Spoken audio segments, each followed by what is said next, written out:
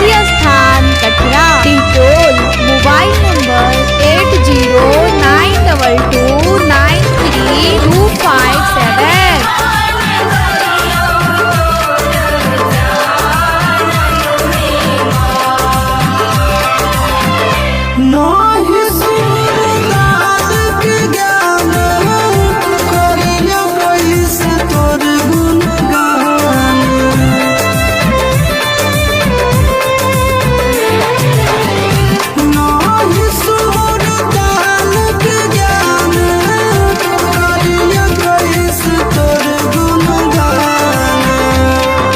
सरस्वती मैया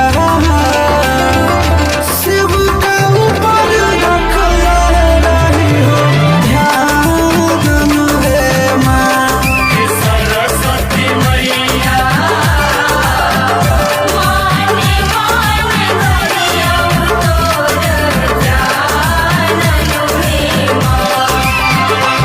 डीजे दयानंद सरस्वती स्थान कटरा। टिटोल मोबाइल नंबर 8092293257।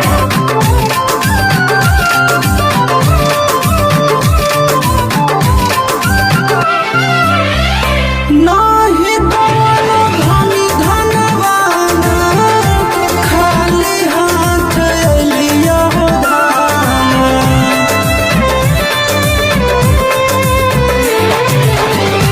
नाही धनी धनवान खाली हाथ लिया धान।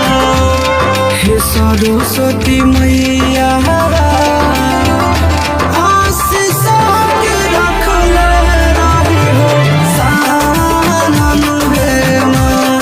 हे सरस्वती मैया